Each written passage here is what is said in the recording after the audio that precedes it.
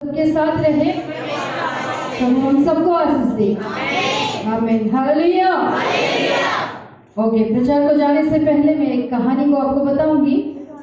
तो कहानी इस प्रकार से है कि एक देश में एक बंदा था।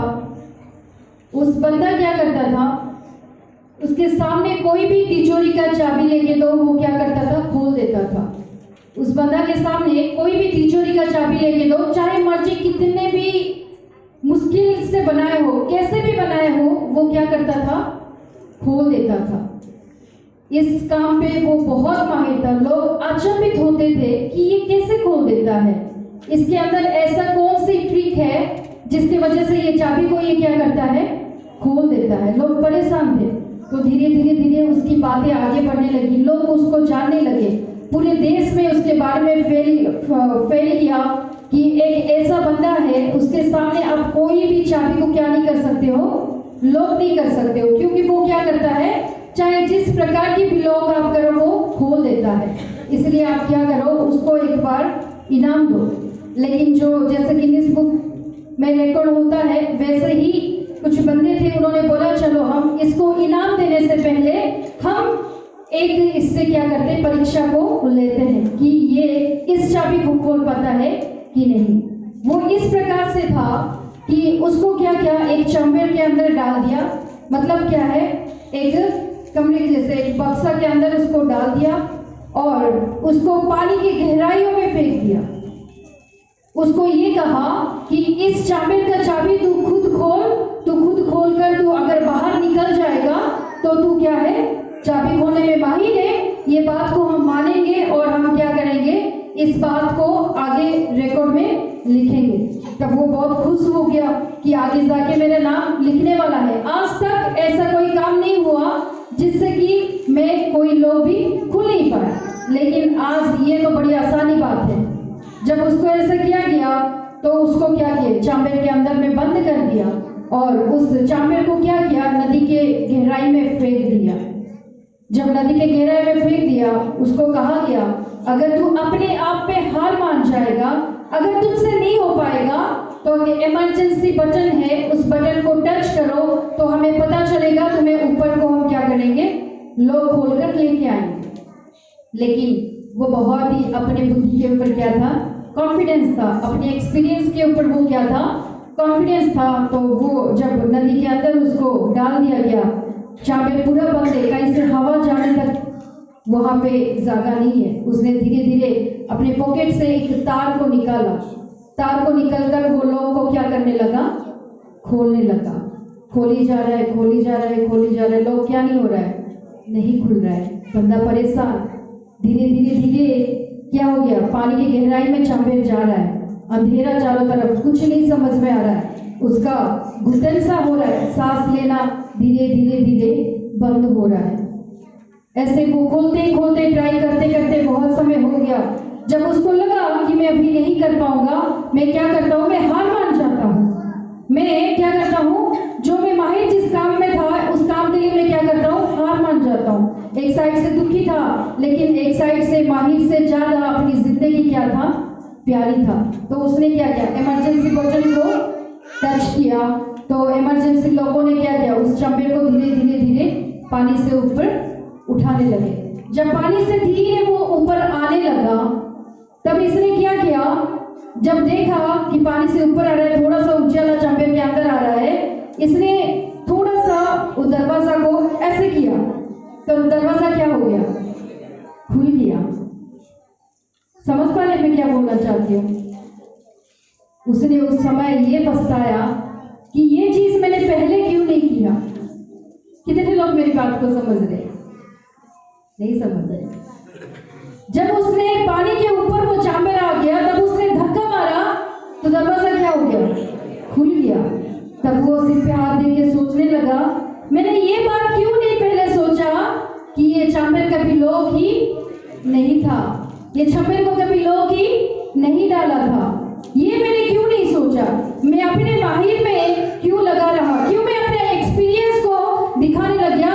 एक सेकंड के लिए मैंने ये सिंपल में क्यों नहीं सोचा कि इस चैम्बर को उन्होंने कभी चाबी डाला ही नहीं था जिसके अंदर मुझे बंद किया हुआ था। मेरा मतलब बोलने का यही है कि कभी हम क्या करते हैं, हम अपने आप को ज़्यादा बुद्धिमान समझते हैं।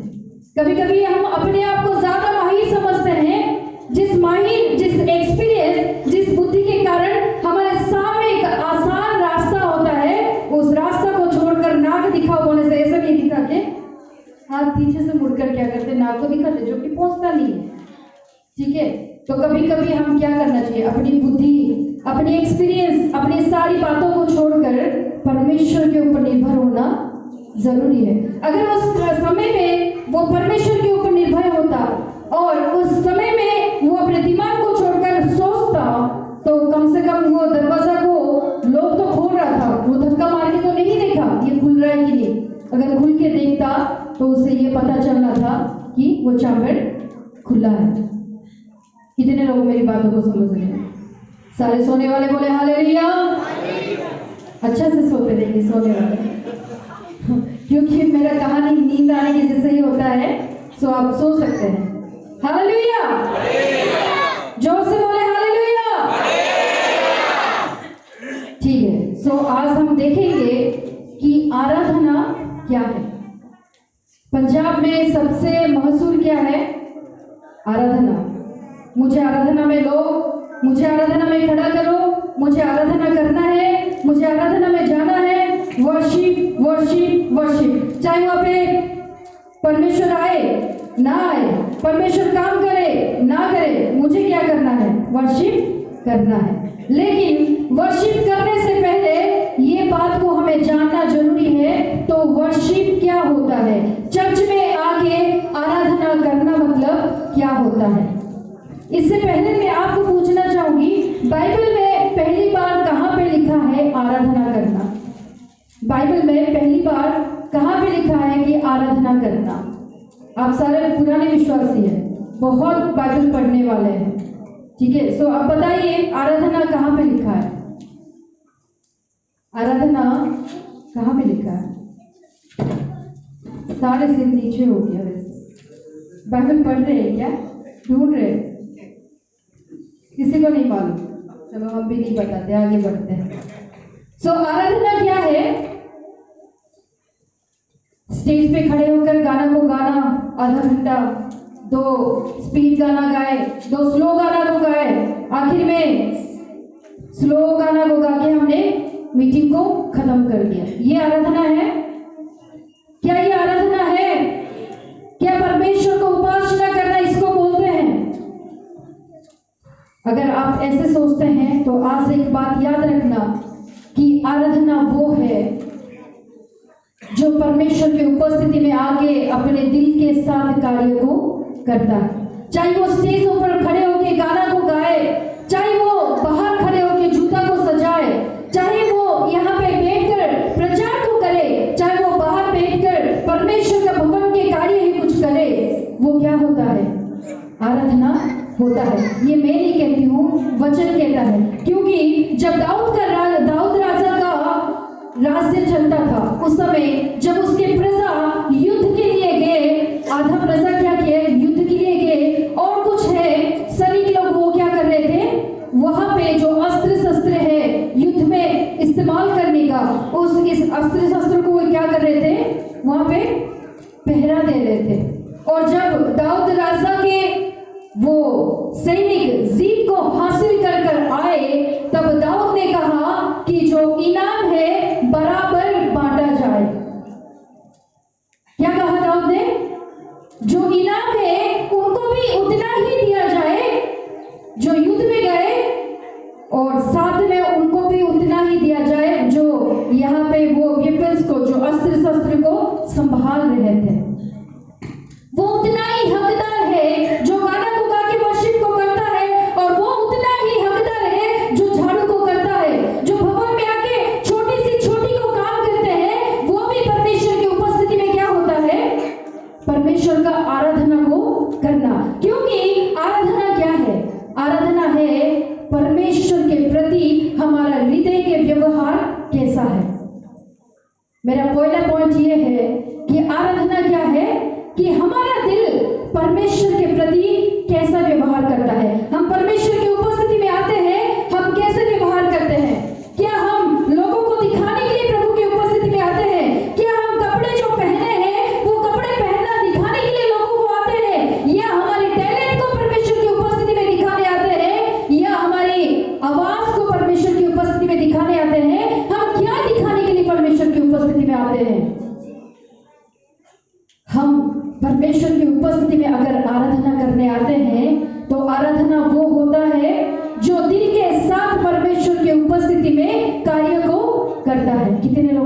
को समझ रहे हैं। Hallelujah, hallelujah. तो आराधना के मतलब क्या होता है?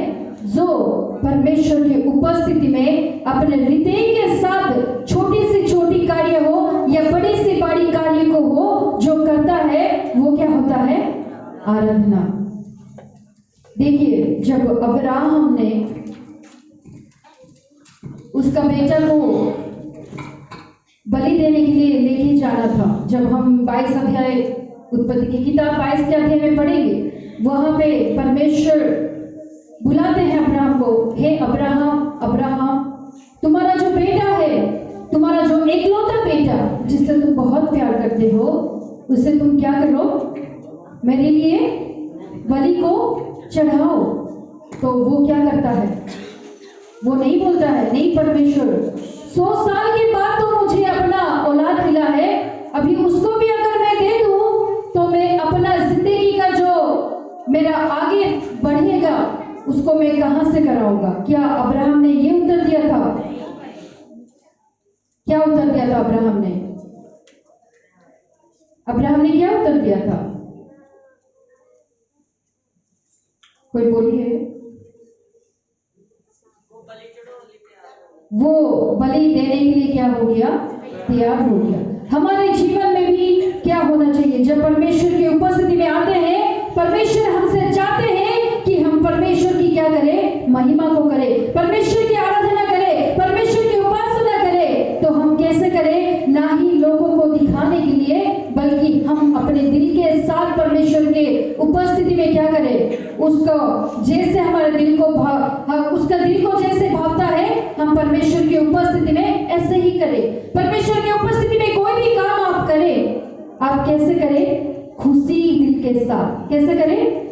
खुशी के साथ। जब आप आराधना करें तो आप खुशी दिल के साथ परमेश्वर की उपस्थिति में क्या करें? आराधना करें। अगर आप रोजा भी करते हैं, घर में भी हो, चर्च में भी अगर रोजा करके आते हो, तो आप क्या करो? दिल के साथ, खुशी दिल के साथ परमेश्वर के उपस्थिति में रोजा करो। उसके बदले में परमेश्वर आपको क्या करेगा? उत्तर को देगा। आपका प्रार्थना को परमेश्वर सुनेगा, आपका वर्शिप को परमेश्वर ग्रहण करेगा, और परमेश्वर आपके जीवन में क्या करेगा? कार्य को करेगा। चाहे आप बाइबल में पढ़ो, चाहे आप प्रार्थना में बैठो, चाहे आप कोई भी काम करो, हमारा दिल परमेश्वर को भावने के जैसे होना बहुत ही जरूरी है। तो पहली बात हमारा यह है, अगर हम वर्शिप करना चाहते हैं तो हम क्या करें? परमेश्वर की आराधना दिल और सच्चाई के साथ करें। जब अब्राहम को परमेश्वर ने कहा कि तुम्हारा बेटा, तुम्हारा इकलौता बेटा जिससे तुम बहुत प्यार करते हो, उसको मेरे लिए क्या करो? बलि को चढ़ाओ। तब अब्राहम ने मना नहीं किया, वो कभी भी परमेश्वर से पीछे मोड़ा नहीं, लेकिन उसने परमेश्वर को क्या कहा? ठीक है परमेश्वर, जैसा तू चाहता है वैसा ही होगा। वैसे भी आज के दिन में हम क्या करें? परमेश्वर की उपस्थिति में अगर आते हैं तो हम क्या करें? अपने मन के साथ नहीं, अपनी आंखों के साथ नहीं, अपने दिखावापन के साथ नहीं, अपनी बहिरूप से नहीं, बल्कि अपने आप को परमेश्वर की उपस्थिति में समर्पण करते हुए हम क्या करें? आराधना करें। देखिए, आजकल का रिवाज क्या हो गया है? रिदम पे आजकल का रिवाज, आराधना हम तभी ताली बजाता है जब भी ड्रम सेट बजता है, ढोल बजता है, तबला बजता है, हारमोनियम बजता है या ढोलकी बजता है। ये सब जब बजता है तब हमारा हाथ भी क्या करता है? ताली बजने लगता है। लेकिन आराधना कैसे होता है? जब परमेश्वर की उपस्थिति में हम अपने आप को समर्पण करें, ताल के साथ हम परमेश्वर की उपस्थिति में अपने आप को ना दें, बल्कि परमेश्वर की उपस्थिति में हम अपने दिल को दें, परमेश्वर की उपस्थिति में हम अपने मन को दें, तो वो क्या है? परमेश्वर को भावता है। हम अपने आप को प्रभु की उपस्थिति में क्या करें? सैक्रिफाइस करें, जिसके बदले परमेश्वर हमारी वर्शिप को क्या करेगा? ग्रहण करेगा। जब अब्राहम को परमेश्वर ने कहा तेरे बेटा को मुझे दे दे, बलि चढ़ा दे, तब उसने क्या कहा? उसने मान लिया था। वो मना नहीं किया, बल्कि उसने बोला जैसा परमेश्वर तू चाहता है वैसा ही होएगा। वो अपने बेटे को बलि चढ़ाने के लिए वहां से 3 दिन की यात्रा में वो क्या हो गया, आगे को निकल पड़ा है। तो पहली बात क्या है, आराधना किस प्रकार से हम करें, आराधना किस प्रकार से हम करें। मैंने बोला ही नहीं अभी तक, आप और सच्चाई से करें।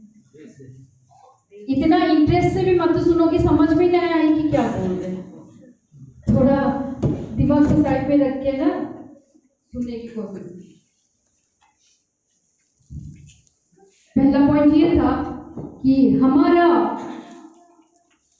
दिल, हमारा व्यवहार परमेश्वर के प्रति क्या होना चाहिए, अच्छा होना चाहिए। ना ही दिखावा बल्कि परमेश्वर की उपस्थिति में क्या होना चाहिए, हमारी व्यवहार ऐसे होना चाहिए जिससे कि परमेश्वर हमारी आराधना को ग्रहण करे।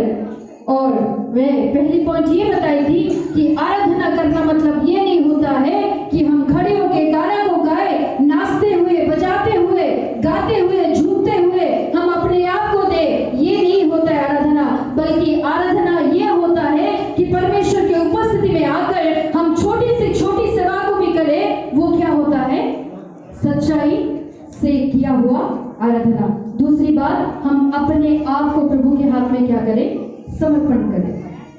और तीसरी बात क्या है, पढ़िए 22 उत्पत्ति की किताब 22 अध्याय।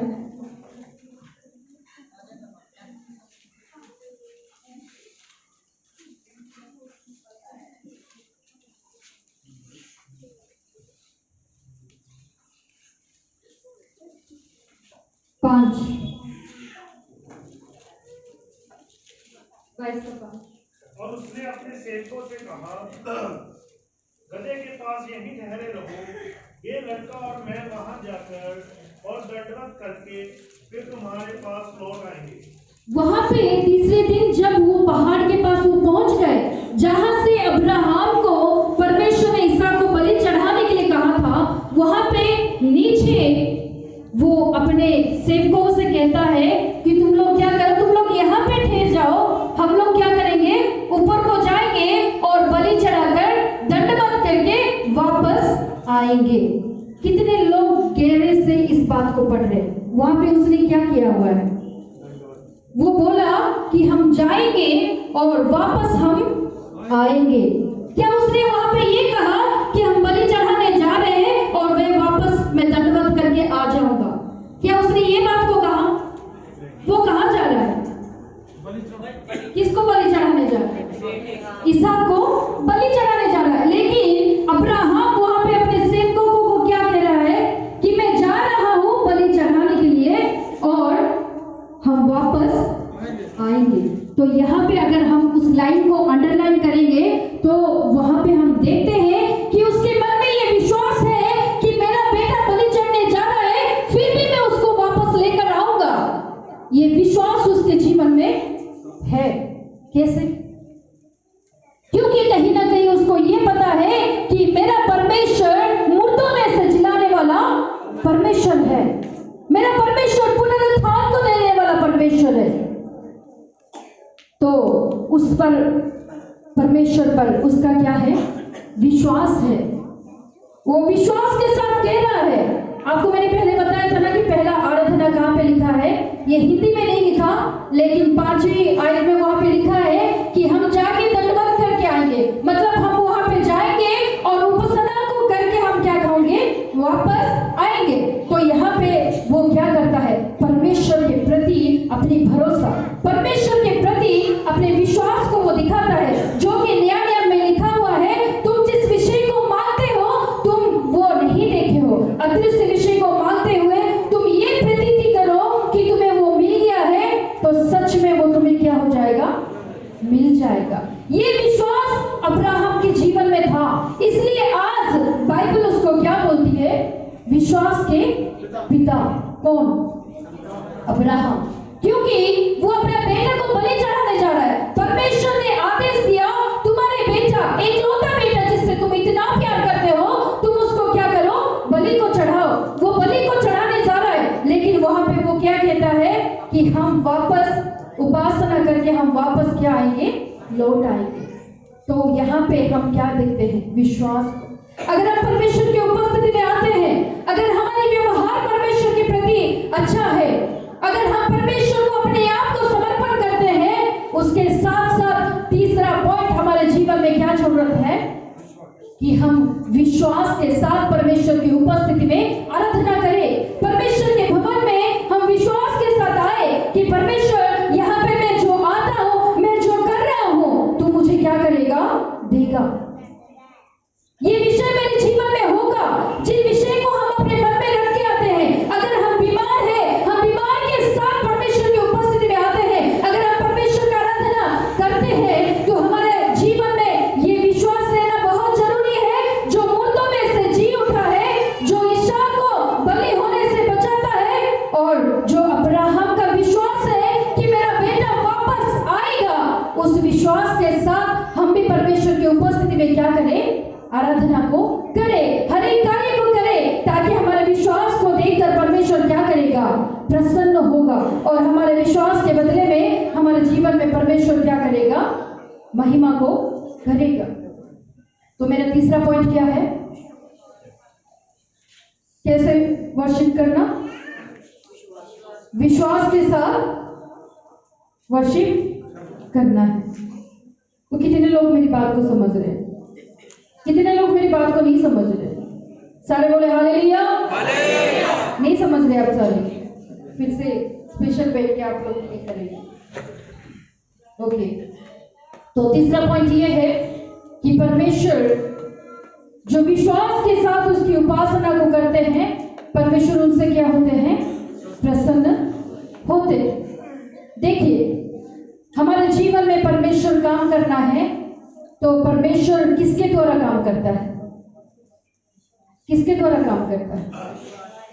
पवित्र आत्मा हमारे जीवन में परमेश्वर एक सहायक रूप से दिया, जो हमारे जीवन में परमेश्वर और हमारे जीवन में एक क्या है? एक मध्यस्थ है। वो हमें क्या है? एक सहायक है। उस सहायक कौन है? पवित्र आत्मा कौन है? कबूतर। कबूतर क्या है? पवित्र आत्मा। अगर आप थोड़ी सी भी आवाज को जोर से करो, तो अगर आपके पास कबूतर बैठा है, थोड़ी सी आप आवाज करो, वो क्या हो जाएगा? उड़ जाएगा। तो पवित्र आत्मा कौन है? कबूतर है। तो हम जब वर्शिप को करते हैं, हम क्या करते हैं? पता नहीं क्या करते हैं। हाँ? हमारा गाना नहीं सुनाई देता, म्यूजिक ही म्यूजिक हमारे जीवन में। मैं अपनी बात नहीं कर रही हूँ, आज की ट्रेडिशन हो गया ये। म्यूजिक ही म्यूजिक क्या होता है? सुनाई देता है। आजकल फिल्मी सॉन्ग में प्रभु का सॉन्ग क्या हो गया है? आ गया है। फिल्मी रिदम में हमारे प्रभु का सॉन्ग क्या हो गया है? आ गया। लेकिन एक बात को याद रखना, हम परमेश्वर के साथ सहयोगी करना जरूरत है। मैंने पिछले दिनों में भी लेडीज मीटिंग में शायद बताई थी, एक है स्तुति, एक है आराधना, एक है महिमा। स्तुति क्या है? हम गाना गाते हैं, बजाते हैं, खुश होते हैं, नाचते हैं, गुणगान करते हैं, सब कुछ करते हैं। लेकिन आराधना क्या होता है? आराधना वो होता है कि परमेश्वर के साथ हम क्या होना? एक को होना। आराधना मतलब क्या है? हम साइड में खड़े होकर परमेश्वर की हम आराधना करते हैं। लेकिन स्तुति मतलब नाचना, गाना, कूदना, बजाना सब कुछ है। लेकिन आराधना मतलब हम परमेश्वर के साथ लीन हो जाना, मतलब परमेश्वर और हम क्या हो जाते हैं? एक हो जाते हैं। और जब परमेश्वर और हम एक हो जाते हैं, तो परमेश्वर हमारे जीवन में क्या करता है? महिमा को प्रकट करता है। जब परमेश्वर कार्य करता है, हम अपने आप को सामने खड़े होकर शो ना करें, ये जो चंगाई हो रहा है मेरे द्वारा हो रहा है, ये जो छुटकारा हो रहा है मैं कर रही हूँ, ये जो भूत नाच रहा है ना मैं कर रहा हूँ प्रार्थना, इससे नाच रहा है। लेकिन करता कौन है? पवित्र आत्मा के द्वारा परमेश्वर करता है। लेकिन पवित्र आत्मा कभी अपने ऊपर नहीं लिया, कि पवित्र आत्मा ये नहीं कहता कि मैं पवित्र आत्मा जब उसके ऊपर आता हूँ, वो दुष्ट आत्मा क्या होता है? कूदने लग जाता है। पवित्र आत्मा कभी ऐसे कहता है? पवित्र आत्मा कहता है कि प्रभु यीशु मसीह के सामर्थ उसके अंदर आता है, तभी वो क्या करता है? चंगाई होता है, छुटकारा होता है, सब कुछ क्या होता है? करता कौन है? परमेश्वर पवित्र आत्मा के द्वारा, तो हम परमेश्वर के साथ क्या करें, सहयोगी को दे, ना कि हम क्या करें कि हम अपने आप को वहां पे अपनी सामर्थ को दिखाएं। एक पास्टर जी थे, जब वो प्रचार कर रहे थे, बड़ी सामर्थ के साथ वहां पे कार्य हो रहा था। उस समय परमेश्वर का आत्मा उसको आके बोला, तू यहाँ से हट जा, तू यहाँ से पीछे हो जा, यहाँ से पीछे हो जा, मैं कार्य कर रहा हूँ, तू यहाँ से पीछे हो जा। वो पास्टर जी पीछे जाके, सोफा के पीछे जाके चुपचाप एक विश्वास के मालिक खड़े हो गए। अपने आप लोगों के बीच में कार्य हो रहा है, अपने आप लोगों के बीच में चंगाई हो रहा है, अपने आप लोगों के बीच में क्या हो रहा है, छुटकारा को हो रहा है। ये क्यों हो रहा है? क्योंकि हम आराधना में परमेश्वर के साथ क्या करते हैं, सहयोग करते हैं। जब परमेश्वर और हम एक हो जाते हैं, तब हमारे परमेश्वर हमारे जीवन में क्या करने लग जाता है, कार्य करने लग जाता है। ना कि हम ताल के साथ मेल को लगाए, नहीं, हम परमेश्वर के साथ अपनी मेल को लगाए, ताकि हमारा परमेश्वर का ताल के साथ मेल हो जाएगा, तो परमेश्वर हमारे बीच में क्या करेगा, कार्य को करेगा। हमारा पवित्र आत्मा शोर मचाने वाला नहीं है, हमारा पवित्र आत्मा सुकून की आत्मा है। हमारी पवित्र आत्मा एक शांति का आत्मा है, और पवित्र आत्मा जहाँ पे होता है वहां पे क्या होता है, सुकून होता है। जब हम सुकून के साथ, एक शांति के साथ आराधना करते हैं, तो वो कबूतर जो हमारे पास में बैठा है वो उड़ नहीं जाएगा, बल्कि वो हमारे पास पास पास धीरे आके हमारे गोदी में क्या होगा, बैठ जाएगा। अगर वैसे ही कबूतर के मानिन पवित्र आत्मा आपके जीवन में अगर बैठना आप चाहते हो, तो हम क्या करें, हम अपने आप में शांति के साथ प्रभु की महिमा को करें, प्रभु की आराधना को करें, ना कि शोर मचाते हुए, ना कि इस दुनियादारी के तालमेल के साथ हम अपने मेल को लगाते हुए, बल्कि शांति के साथ अपने दिल को प्रभु के उपस्थिति में समर्पण करते हुए हम प्रभु के साथ अगर आराधना करेंगे, तो प्रभु और हम एक हो जाएंगे, तो परमेश्वर हमारे जीवन में क्या करेगा, कार्य को करेगा। हम खड़े होते होते अद्भुत कार्य को देख सकते हैं, हम खड़े होते होते आश्चर्य कार्यों को देख सकते हैं, क्योंकि हमारा परमेश्वर अद्भुत कार्य, आश्चर्य कार्य को करने वाला परमेश्वर है। तो हम क्या करें, चौथी बात यह है कि परमेश्वर के साथ हम क्या करें, सहयोगी दे। परमेश्वर के साथ सहयोगी किस प्रकार से दे, जिस प्रकार से अब्राहम उस पर्वत के ऊपर जा रहा था, तब इसहाक ने क्या किया, वहां पे लिखा है, वो बहुत सारे लकड़ियों को अपने हाथ में पकड़ा हुआ है, पकड़ के वो क्या कर रहा है, ऊपर जा रहा है। वो ऊपर जाते जाते उसने क्या कहा, पापा हम बलि चढ़ाने के लिए तो जा रहे हैं। उसको नहीं पता था कि उसके बाप उस बेटा को ही बलि चढ़ाने जा रहा है, क्योंकि अब्राहम ने नहीं बोला था इसहाक को कि मेरा परमेश्वर ने तुझे बलि चढ़ाने के लिए कहा है। जब जाते जाते इसहाक अब्राहम को पूछ रहा है, पापा अभी हम बलि चढ़ाने जा रहे हैं, लेकिन हमारे पास तो मेमना नहीं है, हम किस प्रकार से बलि को चढ़ाए, हम क्या बलि को चढ़ाए। तब उसके पापा धीरे से उसको बोल रहे हैं कि बेटा हमारा परमेश्वर क्या करने वाला है, उपाय को करने वाला है, वो उपाय को करेगा, तू इस बात की चिंता ना कर। और तू मेरी एक बात को सुन, मैं जिसको बलि चढ़ाने जा रहा हूं ना, वो कौन है, वो तू ही है। मेरे बेटा मैं तुम्हें क्या करने जा रहा हूं, वेदी पे परमेश्वर के लिए बलि चढ़ाने जा रहा हूं। और बाइबल के हिसाब से अगर हम देखेंगे, वो इतने सारे लकड़ी को जो उठा के लेके जा रहा बोल रहे, वो तो कोई 4-5 साल का बेटा नहीं होगा, कम से कम 18 से 20 साल के बीच में वो लड़का होगा। उसने उस समय अपने आप पीछे हट गया और भाग के बोला कि पापा मैं ये काम नहीं कर सकता हूँ, अभी तो मेरी जवानी उम्र आई है, अगर इस उम्र में मर जाऊंगा तो आगे आपकी घर की आगे पीढ़ी कैसे चलेगी। इसहाक ये बोलते हुए पीछे को भाग गया, है ना।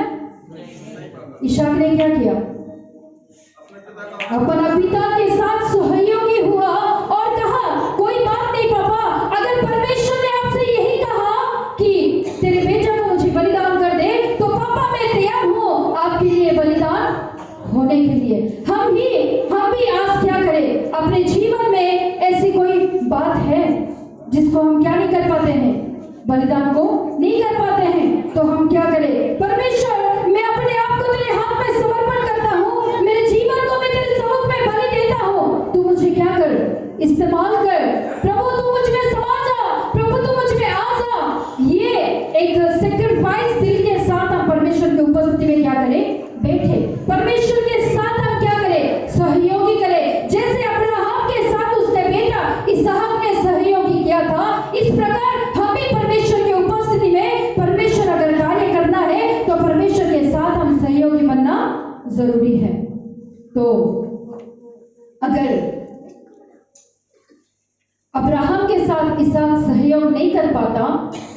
क्या अब्राहम आज विश्वास के पिता बन पाता?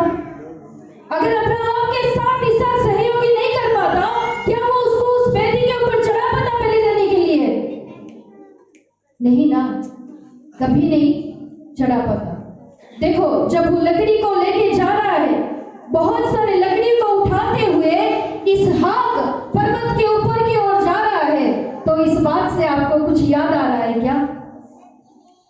तो इसहाक को उस समय ये नहीं पता था, अब्राहम को भी उस समय ये नहीं पता था कि 2000 साल के बाद हमारा यीशु मसीह भी अपनी कलवरी के उस पहाड़ के ऊपर उस लकड़ी को उठाकर क्या करेगा? लेकर जाएगा। किस लिए? किस लिए? अपना जीवन को बलि देने के लिए। देखिए, परमेश्वर ने हमें 2000 साल पहले ही दिखा चुका है कि यीशु मसीह के साथ क्या होने वाला है। अगर अब्राहम इसहाक का साथ नहीं दे पाता, अगर अब्राहम इसहाक के सहयोगी नहीं हो पाता, क्या यीशु मसीह परमेश्वर के साथ सहभागी कर पाते? क्या यीशु मसीह उस सिलवे चढ़ाने के लिए उस ऊपर को यीशु मसीह सहभागी हो पाते? वो एक नमूना परमेश्वर पहले से हमें दिखाया था कि जैसे इसहाक इस लकड़ी को लेके उस पर्वत की ओर जा रहा है, आने वाले 2000 साल के बाद यीशु मसीह को हमारे परमेश्वर, जिसका एकलौता बेटा, जिससे वो बहुत प्यार करता, जिसका पुत्र वो है, उसको भी वो क्या करने जा रहा है? बलि देने जा रहा है। इसलिए मेरा चौथा पॉइंट क्या है कि हम जब परमेश्वर की उपस्थिति में उपासना करें तो हम परमेश्वर के साथ क्या बने? सहयोगी बने, ताकि परमेश्वर हमारे जीवन में जो करना चाहता है, परमेश्वर का जो योजना हमारे जीवन में है, वो क्या हो जाए? पूरा हो जाए। अगर परमेश्वर का योजना हमारे जीवन में पूरा होना है तो हमें क्या करना जरूरी है? परमेश्वर के साथ सहयोगी करना जरूरी है। और जब अब्राहम ने उस वेदी के ऊपर उसको पहले उसका बेटा को बांध दिया, उस वेदी के ऊपर सारे लकड़ियों को क्या किया? सजाया। सारे लकड़ियों को वहां पे सजाकर उसके बाद क्या करता है? अपनी तलवार को उठाकर अपने बेटे को मारने जा रहा है। उसने क्या किया? नहीं डरा। अपने इकलौता बेटा को वो देने के लिए नहीं डरा। वो क्या कर रहा है? बलिदान देने जा रहा है। उस समय परमेश्वर का दूत क्या करके पुकारता है? हे अब्राहम, हे अब्राहम, तू वहां पे क्या हो जा? रुक जा, क्योंकि परमेश्वर ने ये देखा है कि तू परमेश्वर से क्या करता है? भय को करता है। जब हम 11 में पढ़ेंगे, वहां पे लिखा है कि देख मैं यहाँ पे हूं और तू क्या कर? तू उसे ना मर, तू उस तलवार को छोड़ दे, और मैं आज जान लिया है कि तू क्या करता है? परमेश्वर का भय को मानता है। उसने क्या किया? परमेश्वर के समूह में अपने बेटा को चढ़ाने गया। उसने ये नहीं सोचा शायद परमेश्वर मुझे रोकेगा, शायद परमेश्वर कुछ उपाय को करेगा। उसके मन में ये था कि परमेश्वर कुछ उपाय को करेगा। उसके मन में ये था कि परमेश्वर एक आश्चर्य कर्म को करेगा।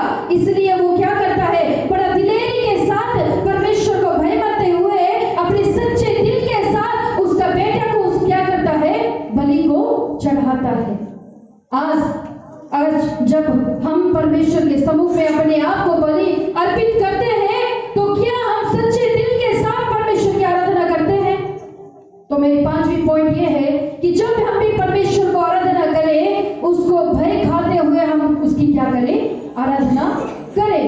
परमेश्वर को भय खाना किस प्रकार से हमें पता चलेगा कि परमेश्वर को हम भय खाते हुए हम आराधना करते हैं? जो परमेश्वर का भय करता है, जिसके जीवन में परमेश्वर का भय है, उसका जीवन की चाल कैसे होता है? सीधी होता है। वो सीधी बातें करता है, वो टेढ़े मेढ़े बातें नहीं करता है, वो चालाकी बातें नहीं करता है। वो क्या करता है? सीधी बातें को करता है। इससे आपको पता चलेगा कि वो परमेश्वर का भय को मानता है। और दूसरी बात यह है कि वो अच्छी बातें को प्यार करेगा, बुराई बातों से क्या करेगा? नफरत को करेगा। तीसरी बात यह है कि वो शांति के साथ अपना जीवन को व्यतीत करेगा, ना झगड़ालू, ना चापलूसी, ना चुगली, ना कोई किसी के विरोध में बातें करना, ऐसी बातें नहीं, बल्कि वो क्या करेगा, शांति के साथ परमेश्वर की उपस्थिति में हमेशा अपना जीवन को व्यतीत करेगा और वो बहुत ही प्रार्थनाकारी जीवन उसकी होगा। ये 4 बातें जिनके जीवन में है वो क्या करेंगे, परमेश्वर को भय खाते हुए परमेश्वर की आराधना करते हैं। तो जितने 5 बातों को मैंने बोला, कितने लोगों को समझ में आया? तो ये जो 5 बातें हैं, इसके बदले और 2 बात को मैंने बोलूंगा जो कि हमारे जीवन में बहुत ही इंपॉर्टेंट बातें हैं।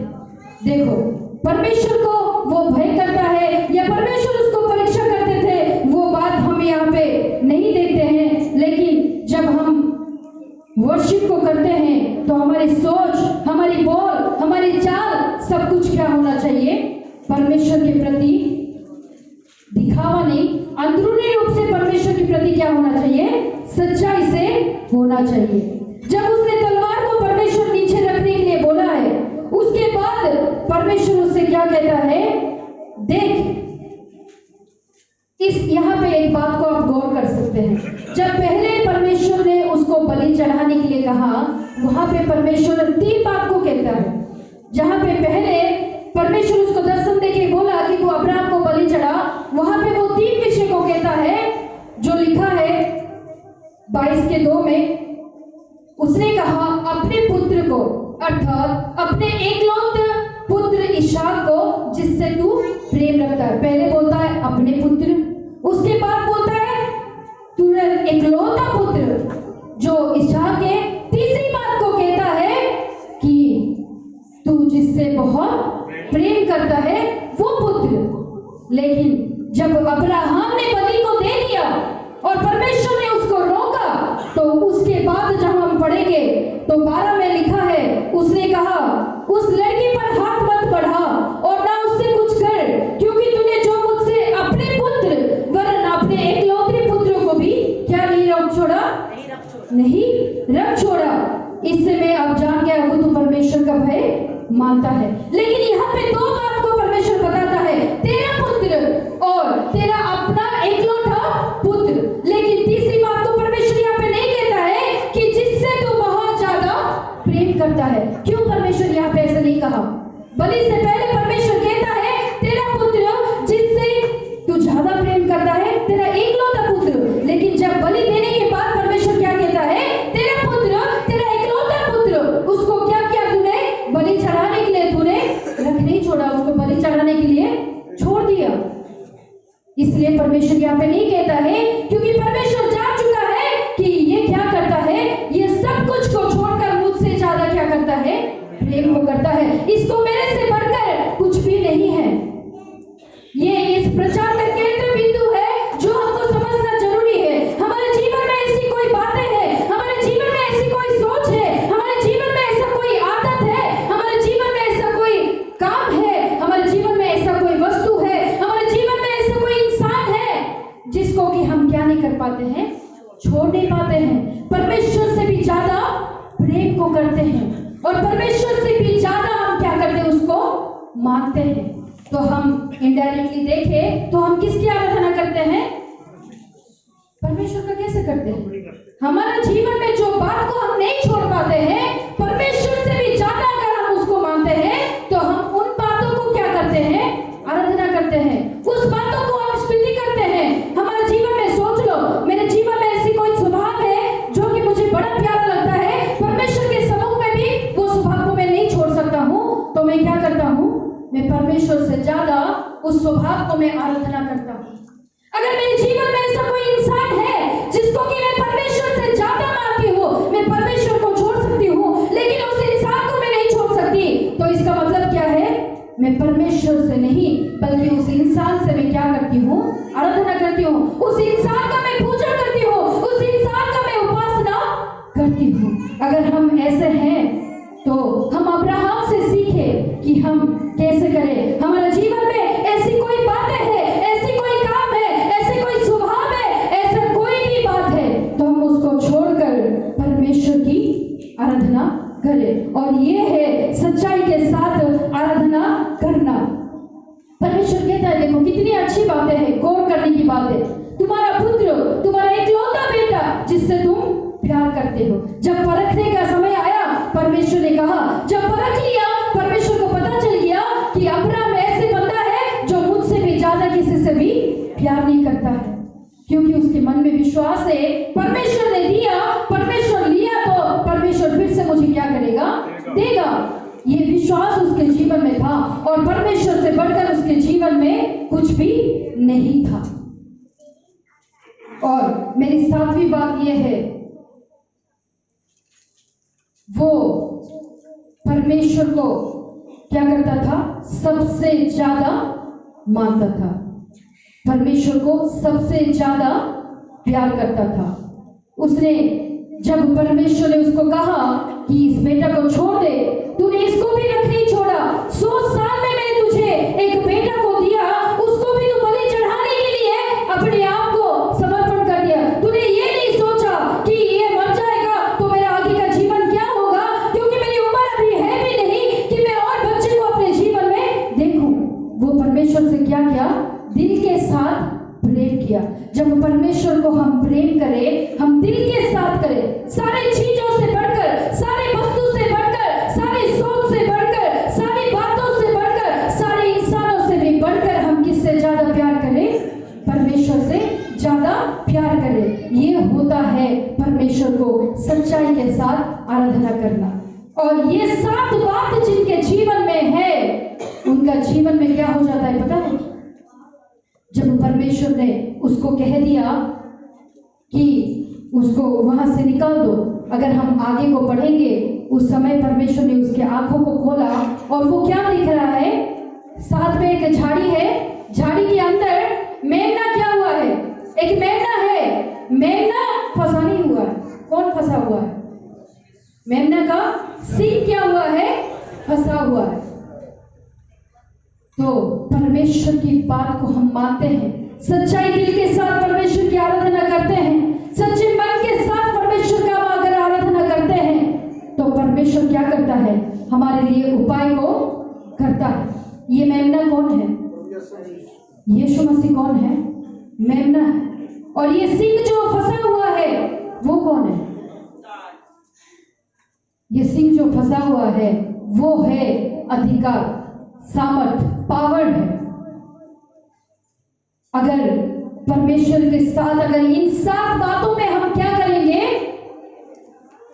रहेंगे, परमेश्वर के साथ सच्चे दिल के साथ इन 7 बात को अगर हम करेंगे, तो वो मेमना जो यीशु मसीह झाड़ी में क्या हो जाएंगे, अपनी सामर्थ के साथ फंस जाएंगे। जो सच्चे दिल के साथ इन 7 बात को अपने जीवन में पूरी करता है, उसके जीवन में कौन फंस जाता है?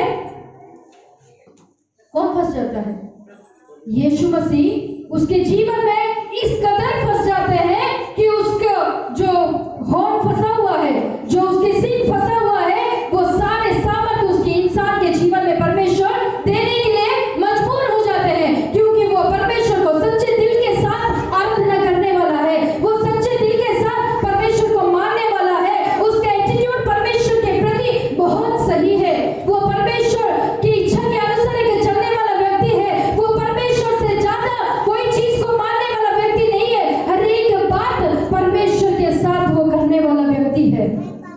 क्योंकि एक सच्चा आराधना करने वाला अगर परमेश्वर के साथ जुड़ा होता है, तो परमेश्वर एक सच्चा आराधना करने वाले के साथ क्या हो जाते हैं, जुड़ जाते हैं। लेकिन यहाँ पे परमेश्वर कहता है, अब्राहम, तेरा इकलौता बेटा जिससे तू इतना प्यार करता है, मैंने तुझे तेरा बेटा को दे दिया, तेरे बेटा को उस बलि होने से मैंने बचा दिया, लेकिन एक दिन आएगा, मेरा बेटा क्या होगा, जिन वेदी से तेरे बेटा को मैंने बचा दिया, वहां पे मेरा बेटा क्या होगा, बलि होगा। मेरा बेटा क्या करेगा, उस लकड़ी को लेकर, उस सूलीब जो लेकर उस पर्वत के ऊपर जाएगा, उसको सूलीब पे चढ़ाया जाएगा, और ये मेरी इच्छा के अनुसार होगी, क्योंकि इशाया की किताब में लिखा है कि परमेश्वर का यही इच्छा है कि उसको क्या किया जाए, कुचला जाए। ये मेरी इच्छा होगा। तेरे बेटा को तूने दे दिया, तूने उससे ज्यादा मुझे प्रेम किया, फिर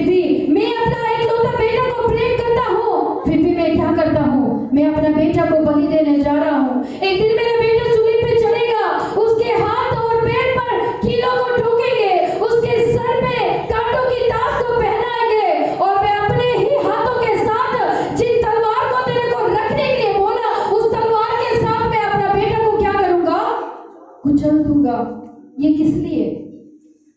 किसके लिए? सिर्फ हमारे पापों के कारण, सिर्फ हमारे जीवन पापों से बचने के लिए, सिर्फ हम परमेश्वर को आराधना करने के लिए, सिर्फ हम उसके स्वर्ग राज्य के अधिकारी होने के लिए, सिर्फ हम परमेश्वर को उस राज्य में जाकर परमेश्वर के साथ मिलने के लिए उसने क्या किया?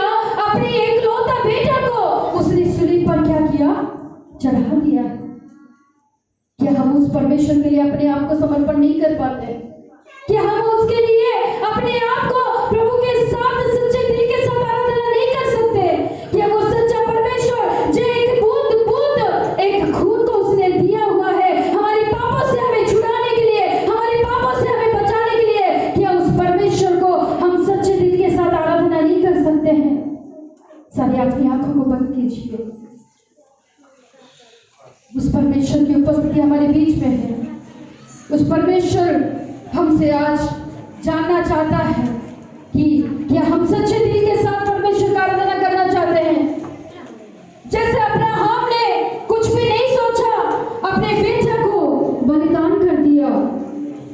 क्या हम भी उस प्रकार से हैं कि हम परमेश्वर के उपस्थिति में हम अपने आप को समर्पण करने पाए? क्या हम इस प्रकार से हैं कि हमारे व्यवहार प्रभु के प्रति सही हो, हम परमेश्वर को आराधना सच्चे दिल के साथ करने पाए? क्या हमारे हृदय के व्यवहार इस प्रकार से हो कि हम सच में परमेश्वर को बलि देने वाले एक व्यक्ति है, अपने आप को बलि चढ़ाने वाले व्यक्ति क्या हम हैं? क्या हम परमेश्वर के ऊपर एक विश्वास को करते हैं? क्या परमेश्वर के साथ हम सहयोग करते हैं?